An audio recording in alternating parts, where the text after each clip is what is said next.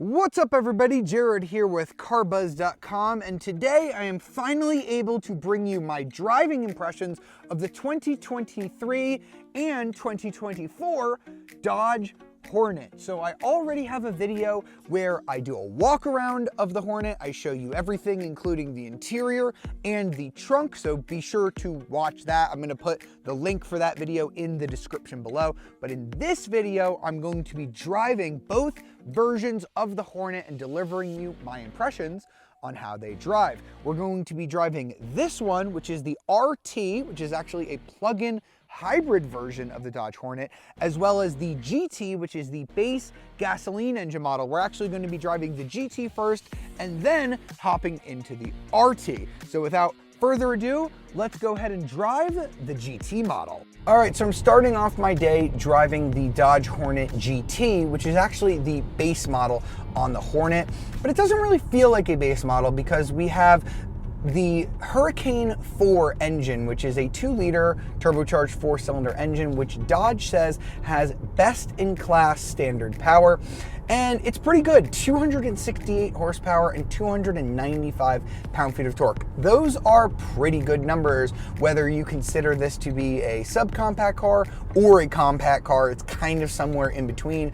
It's pretty good no matter what. It's more than Mazda gets out of its 2.5-liter turbocharged 4-cylinder engine. It's more than pretty much anything else in this class.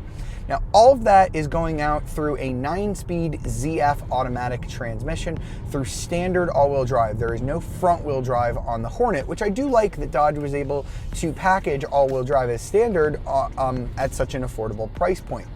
The 9-speed automatic, though, definitely not my favorite transmission. We are just in normal mode right now. I'm going to go ahead and put my foot down. There's quite a delay before it decides to give me the downshifts that I really want from a vehicle like this.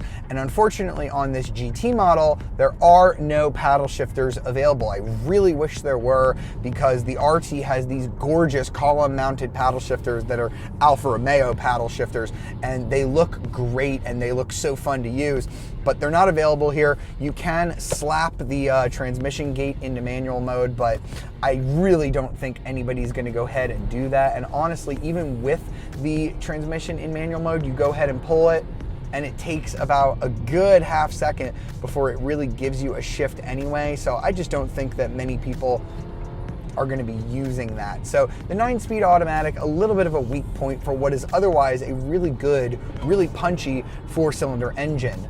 Dodge says you're going to get from 0 to 60 in about 6.5 seconds on this base GT model, although our friend Sofyan from Redline Reviews, who you might watch, says he tested the car with his testing equipment at 5.9 seconds, so do with that information what you will.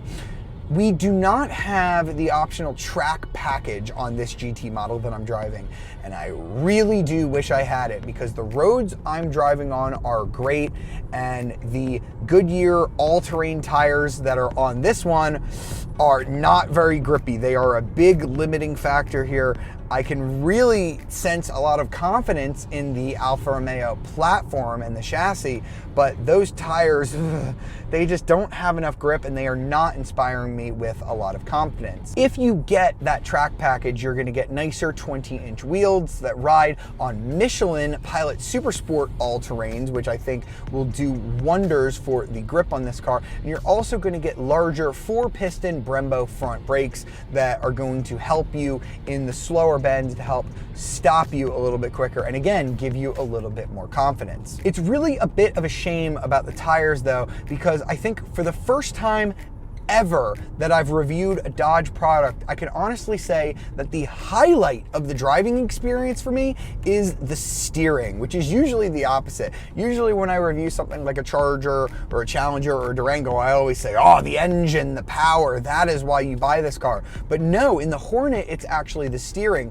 And that doesn't shock me too much considering this car's Alfa Romeo DNA. If there's one thing that the Italians do really well, it is steering. And this is no exception here. Whether or not Dodge changed the tuning or not, the on-center feel is fantastic. You have to give it very little input on these winding roads to just get a lot of responsiveness out of it. Honestly, I think this steering is better than I've driven in a lot of BMW SUVs like the X1 and the X2. This almost drives like a little hatchback, and I really do like that. So one other thing that I should probably mention that you do not have on this car without getting the track pack is adaptive suspension. The base Hornet, whether you get the GT or the RT, is going to have Koni frequency selective dampers. That is a passive damper, so it is not adjustable.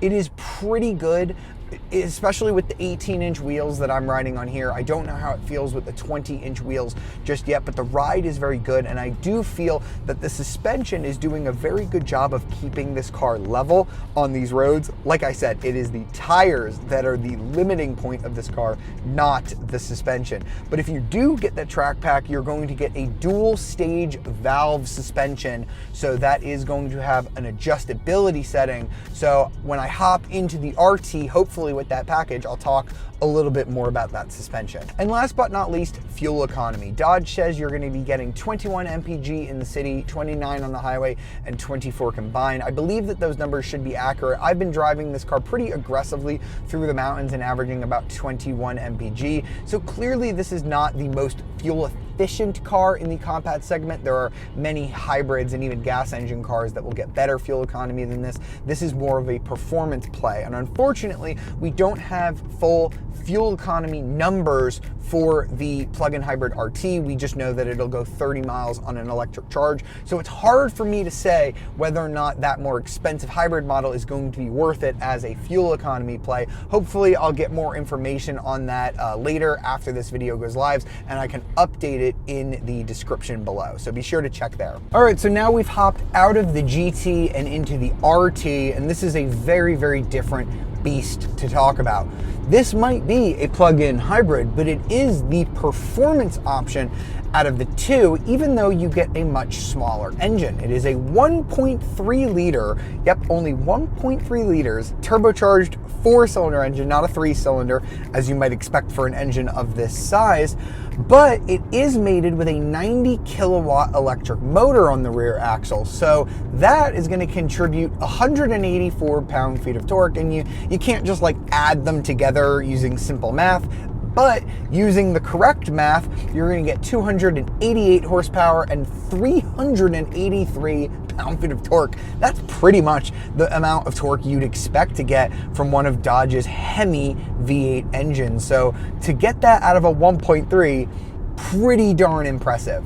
Now, what's interesting about this plug-in hybrid RT model is that you actually get a different transmission than you get on the GT. Instead of a ZF 9-speed, you're getting a 6-speed automatic from Aisin, which is Toyota's transmission company. I'm really not sure what other vehicles this 6-speed is used in. I'm guessing it's used in the Toyota Crown and maybe even the Lexus RX 500h as well, but I'm really just not sure. The thing that I was very curious about with this plug-in hybrid was, would I enjoy the transmission tuning and the overall transmission, the 6-speed, more than I would the 9-speed in the GT, because I didn't love that transmission. And I do like this one a little bit better, but not a lot better. So one of the reasons I do like this 6-speed is that when I kick this one over into its manual setting, now I've got these big, beautiful metal paddle shifters on the column where I like them, where you get them on a supercar, and I can just pull them much more easily. I have just much more accessibility to my paddle shifters. Now, that being said, I'm going to go ahead and put it into its sport mode here so that we can get our maximum shift settings. And I'll wait for the RPM gauge to come back on me. Now, I'm going to go ahead and shift into second. That was a slow down shift. Not a very quick upshift either. So not really getting any crisper or faster shifts. Yeah, you pull it and then there's like that half-second delay before it shifts. So not really too much better than the 9-speed in the GT. So not only is this plug-in hybrid more powerful than the gas-only GT, it is quicker as well, despite probably being heavier.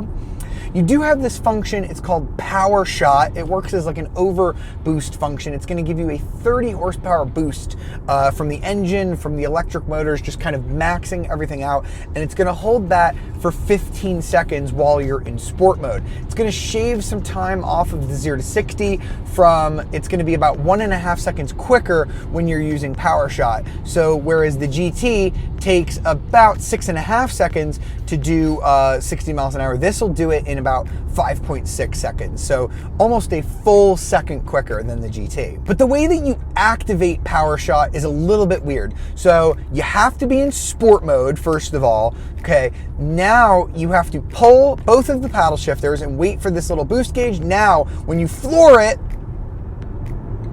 you'll get it, but I don't know, it didn't downshift for me there, so I just didn't really feel like I was getting too much acceleration. Now there's a 15-second wait period before I'm allowed to use it again. All right, let's try it again, and down, and floor it, floor it, floor it, floor it, come on.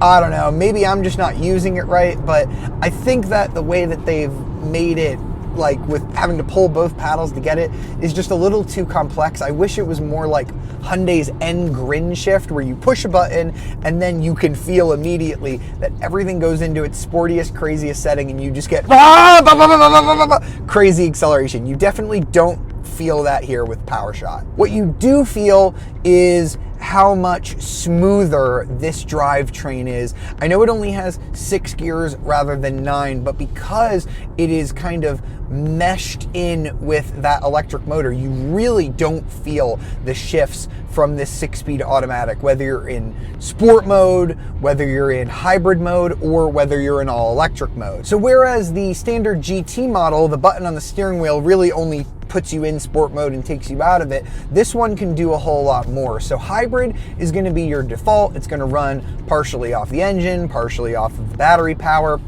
Or I can go ahead and put it into all electric mode. Now it is going to get rid of the gas engine assistance. It's going to change from an RPM gauge to a power slash, braking gauge. And now I just have all electric power.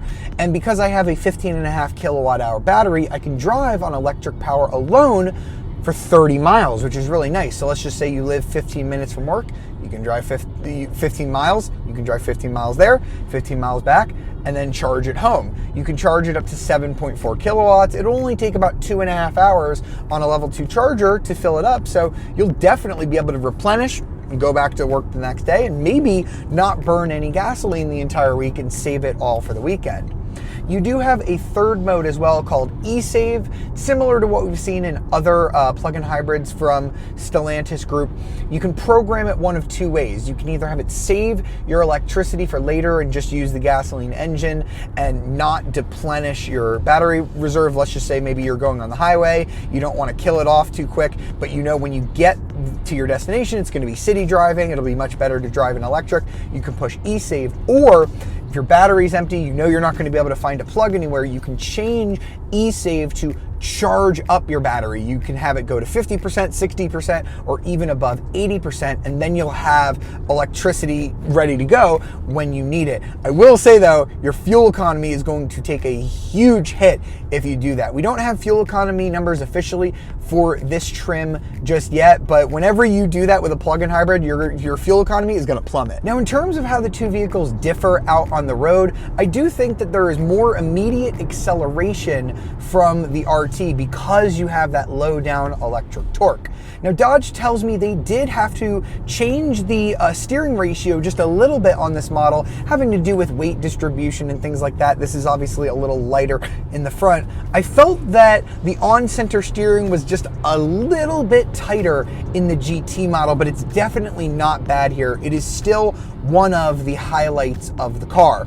It does feel maybe a little bit heavier to me because we do have that 15.5 kilowatt hour battery, but because we have so much more power, it really doesn't feel like too much of a hindrance here. Now, the car I'm driving does not have the track pack, unfortunately, even though I promised you I would drive one with the track pack. I wasn't able to film it, but I was able to drive one with the track pack, with the 20-inch wheels and the Michelin all-season Pilot Sport tires. And I will say, if you have a road like this, like the Blue Ridge Parkway, anywhere near you, and you plan to do spirited driving, you better get the track pack. The amount of grip that you get from those tires is far superior to what you get from the Goodyears here, and I highly recommend buying that package if you're looking at a Hornet. All right, so now that we've driven both the Dodge Hornet GT and RT, let's decide whether or not that plug-in hybrid trim is going to be worth the added cost. So the base GT with destination is going to ring in at $31,590, so a little more than that sub $30,000 price that Dodge is always touting, but you got to factor in destination into that as well. If you want the GT Plus trim, that's going to get you the leather interior, heated and ventilated seats, all of that nice stuff, which I definitely think you should do. That's going to bring the price to $35,490.